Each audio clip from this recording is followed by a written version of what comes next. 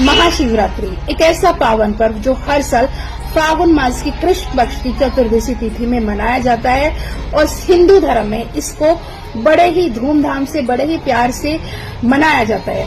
आखिरकार महाशिवरात्रि का ये पर्व है, इसके पीछे की कहानी क्या है उसको हम विस्तार से अपने दर्शकों को बताएंगे।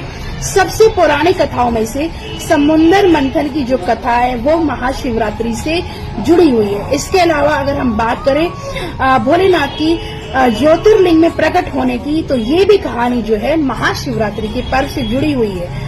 महाशिवरात्रि के दिन ही शिव और पार्वती जी का विवाह हुआ था, लेकिन सबसे पौराणिक जो कथाएं हैं उनमें से समुद्र मंथन की जो कथा है वो महाशिवरात्रि के पर्व को और भी पावन बनाती है।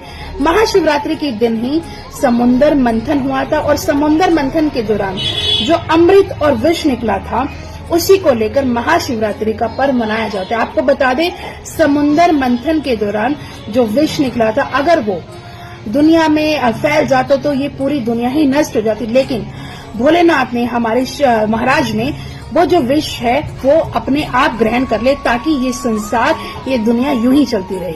और जो अमृत है वो देवताओं के पास गया था, जिससे कि जो कुंभ जैसा पावन पर्व हमारे देश में मनाया जाता है। इसके अलावा अगर हम बात करें शिव पार्वती विवाह की, तो शिव पार्वती का विवाह भी महाशिवरात्रि से जुड़ा हुआ है, क्योंकि महाशिवरात्रि के पावन पर्व पर ही इन दोनों का, यानी कि भोलेनाथ जी का और पार्वती जी का मिलन हुआ था, इनका विवाह हुआ था। लेकिन सबसे चर्चित जो कहानी है महाशिवरात्रि को लेकर वो समुद्र मंथन की। जिस समय समुद्र मंथन हो रहा था उस समय पर देवताओं के बीच में और दानवों के बीच में लड़ाई भी चल रही थी कि आखिरकार जो अमृत समुद्र मंथन से निकला है वो किसके पास जाएगा। लेकिन आपको बता दें, इस समुद्र मंथन के दौरान भगवान विष्णु का एक अहम रोल इसमें निकल कर आता है, क्योंकि भगवान विष्णु ने समुद्र मंथन के दौरान रोहिणी का रूप जो है, मोहिनी का रूप जो है वो धारण किया था ताकि दानव जो है वो बहक जाएं,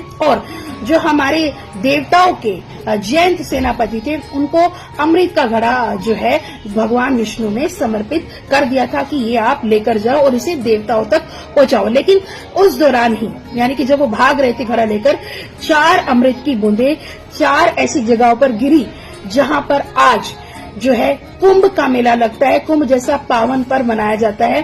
प्रयागराज, उज्जैन, नासिक और हरिद्वार, इन 4 जगहों पर अमृत की बूंदें गिरी थी, जिसकी वजह से हमारे देश में कुंभ का मेला जो है वो प्रचलन में आया था। और सबसे ज्यादा लोग जो है कुंभ के मेले में जाते हैं, स्नान करके आते हैं और एक पॉजिटिविटी एनर्जी वहां से लेकर आते हैं। तो सनातन धर्म में ऐसी बहुत सारी पौराणिक कथाएं हैं, बहुत सारी इतिहास है जिसको आप लोगों का जानना बहुत जरूरी है।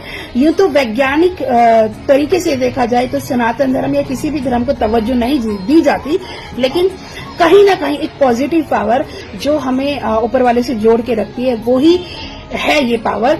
और आप कहीं ना कहीं अपने अंदर ये फील भी कर पाएंगे कि सनातन धर्म की एक अपनी शक्ति है, एक अपनी पॉजिटिविटी, एक अपने आदर्श है, अपने प्रिंसिपल हैं जो आप लोगों को पता होना चाहिए। तो समुद्र मंथन की कहानी जो है वो बहुत ज्यादा ही महाशिवरात्रि से जोड़कर देखी जाती है। सबसे पहले समुद्र मंथन हुआ था, उसके बाद जो है ज्योतिर्लिंग जो है प्रकट हुए थे इस दिन, और उसके बाद जो है शिव और पार्वती जी का विवाह हुआ था। तो ये 3 कहानियां हैं जो महाशिवरात्रि के पर्व से जोड़कर देखी जाती हैं।